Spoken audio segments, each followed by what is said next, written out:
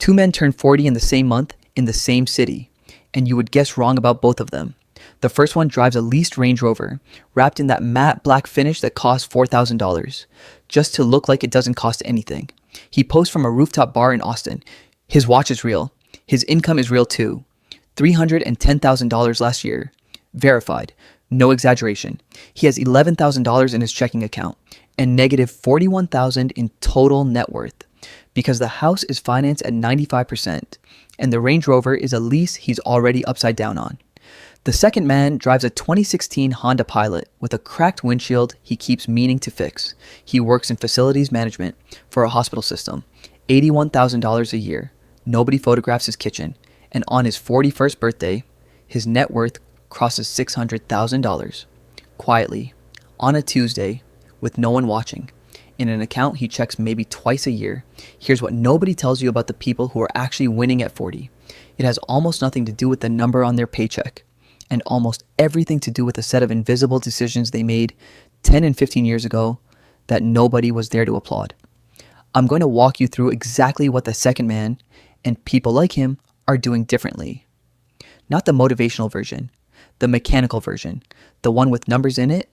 If you want more of this, the stuff that actually explains why some people's 40 looks like freedom and other people's 40 looks like a very expensive costume, stick around and consider subscribing because we do this every week. Here's the picture I want you to hold on to for the rest of this video because it's going to organize everything else I tell you. Think about a house, not the house you'd post a picture of. The house an inspector walks through before someone buys it. There are two categories of things in that house. There's what you can see, the paint, the staging, the smell of a candle burning in the kitchen, the throw pillows arranged just so. And then there's what you can't see, the plumbing behind the drywall, the wiring in the walls, the foundation under the slab. Nobody photographs a foundation. Nobody's impressed by good plumbing at a dinner party. But 20 years from now, the house with great paint and bad plumbing is a money pit. And the house with plain paint and a solid foundation is still standing, still worth something, still dry when it rains. The top 1% of 40-year-olds, financially, I mean not Instagram-wise, spent their 30s investing in the plumbing. Everyone else was buying paint. And at 40, paint and plumbing look almost identical from the street. That's the whole trap. That's why you can't tell by looking. The gap doesn't show up on the surface until the storm comes. And by then, it's too late to redo the foundation. So let's go inside the walls. The first thing they built, the engine, not the photograph. Here's the mechanism. And I want you to actually get this because most financial content skips it. A net worth number is a photograph. It's a single frozen instant. What you'd have if you sold everything and paid off everything today. It tells you where you are. It tells you nothing about where you're going. Cash flow is the engine. It's the difference between what comes in and what goes out every single month. And it's the thing that actually determines whether that photograph looks better or worse a year from now. Most people manage the photograph. They check their net worth app, feel a flicker of something and close it. The people who end up ahead manage the engine. They know their number, not roughly, precisely, for the gap between income and spending. And they treat that gap the way a farmer treats a water source, something you protect before you do anything decorative with it. Here's the math. And it escalates, so stay with me. A person earning $81,000 a year who saves and invests 15% of it, that's about $1,000 a month, and gets a historically reasonable 7% average return, has about $240,000 after 15 years. Not extraordinary, just arithmetic. Now, here's the part that surprises people. A person earning $310,000 a year who saves nothing, who spends every dollar of it on a lifestyle calibrated exactly to that income, has zero after 15 years, not less, zero, because the engine was never built, the income was enormous, and the gap was zero, and 0 times any number of years is still 0. That's not a hypothetical. That's the Range Rover guy. He makes almost 4 times as much as the man in the Honda Pilot. And in 15 years, if nothing changes, he'll have a quarter of what the Honda Pilot man has. Because the Honda Pilot man built an engine, and the Range Rover guy built a photograph. Here's where it gets interesting though, because I don't want you to think this is purely a frugality story. It isn't. The second thing they built, the ownership line. Picture 2 co-workers, both 32, both getting a decent raise the same year. Call them Priya and Dan. Priya's an ICU nurse, 7 years in, the kind of person who still writes thank you cards. Dan's in medical device sales, same floor, drives to 3 hospitals a week with a trunk full of samples. Both get an extra $600 a month in take-home pay. Dan upgrades his apartment. Nicer building, better view, $600 more a month, exactly matched to the raise. Priya keeps her apartment and puts the $600 into an index fund, and 2 years later, a down payment on a small duplex she rents half of out. Here's the ownership line. Every dollar you spend either buys you a moment or buys you a claim on the future. Rent buys you a moment. A nice one, maybe, but it evaporates the day you stop paying it. A down payment buys you a claim. An asset that, whether you're awake or asleep, whether you're thinking about it or not, is either appreciating or generating income or both. The math on this compounds in a way that feels almost unfair once you see it. Priya's duplex, bought for $210,000 with a $42,000 down payment, appreciates at a conservative 4% a year. In 10 years, that property is worth roughly $311,000. And the tenant in the other unit has been paying down her mortgage the entire time, not her own. By year 10, she doesn't just have an appreciating asset. She has an appreciating asset that a stranger has been quietly paying off for her, one rent check at a time. Dan, meanwhile, has had 10 years of very nice apartments, genuinely good years, good views, good stories, and zero equity, because a moment, no matter how many times you repeat it, never turns into a claim. You can buy the same moment 1,000 times and own nothing at the end of it. That's not even the crazy part. The crazy part is what happens to identity. Dan doesn't think of himself as behind. He can't. He's never once felt poor. Every month the math worked. Rent got paid. Bills got paid. There was money left for dinner out. The problem with rented moments is that they never send you a warning. There's no month where the apartment says, by the way, you now own nothing and you're 41. The ownership line is invisible until someone hands you a net worth statement. And by then, a decade is gone. The third thing they built, insurance against themselves. This one's less about money and more about psychology. And it's the one nobody wants to hear because it sounds insulting.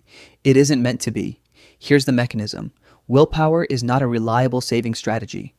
Behavioral research on this is fairly consistent. People who rely on deciding to save each month, fresh in the moment, save dramatically less than people who remove the decision entirely through automation. One widely cited rule of thumb from retirement plan data: automatic payroll deduction increases participation rates by somewhere around 40 to 50 percentage points, compared to accounts that require an opt-in decision every time. Same people, same income. The only difference is whether the money moves before they see it or after. Picture the two versions of the same person. Version 1 gets paid, the full amount lands in checking, and every single month there's a mental negotiation. I'll transfer to savings this weekend. I'll do it after this one purchase. I'll catch up next month. Version 2 never sees the money at all. It's gone before the paycheck even shows up as a notification.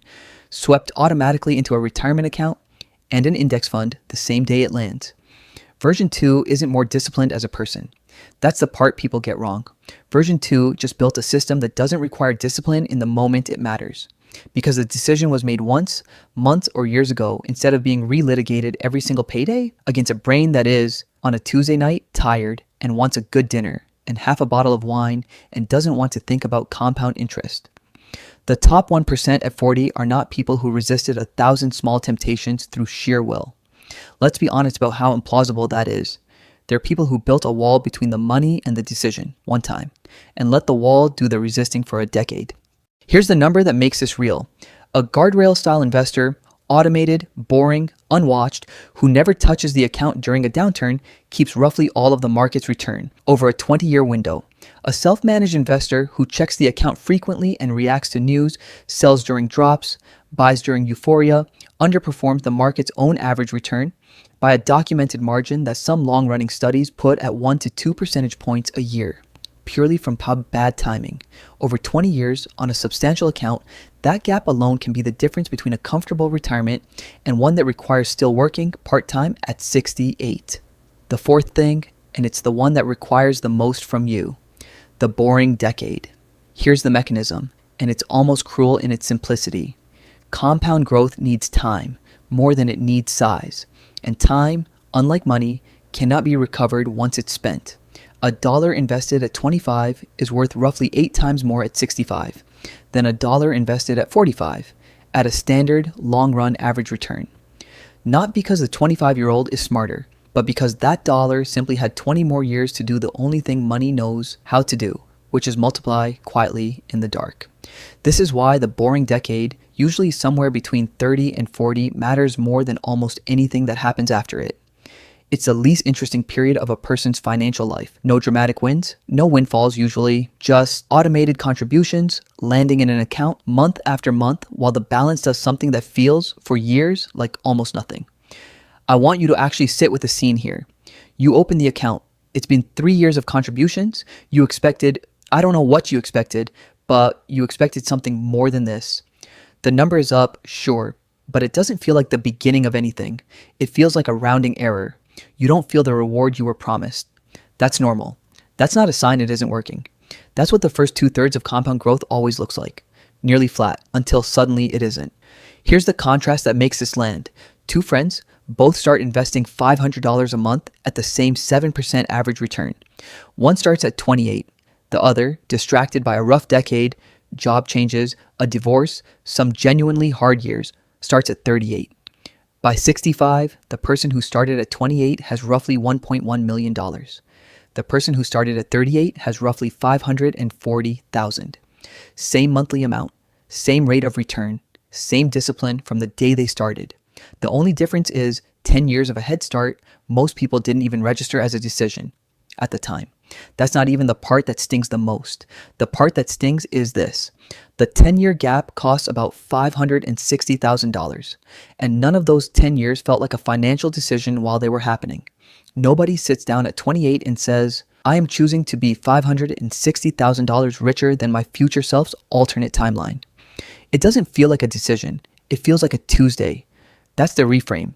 The biggest financial decisions of your life rarely feel like decisions when you're making them. And look, I should say, because this part matters, none of this means it's over if you're already past 38 or 45 or 50.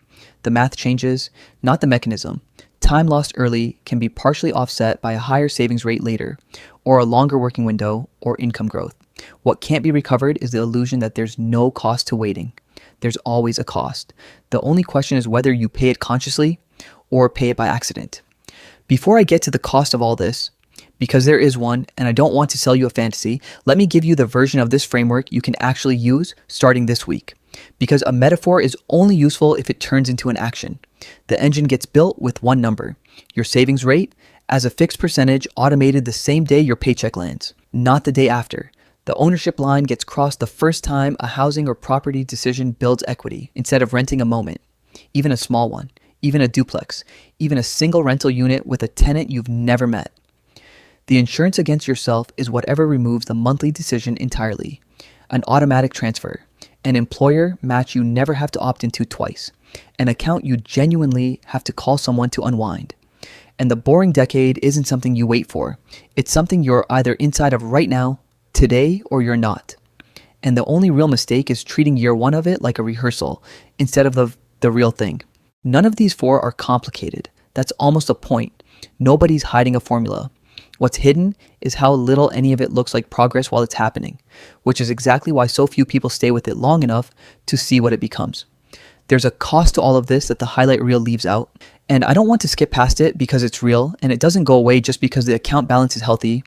The people who build this way get quiet in a specific way that can look, from the outside, like something's wrong. They stop matching their spending to their income, and because almost everyone around them is still doing the opposite, upgrading the car, the vacation, the kitchen, in step with each raise, the person building the foundation starts to look, socially, like they're falling behind, even while they're pulling ahead in the only way that will matter in 20 years. Nobody throws a party for a maxed out retirement contribution. Nobody posts the automatic transfer.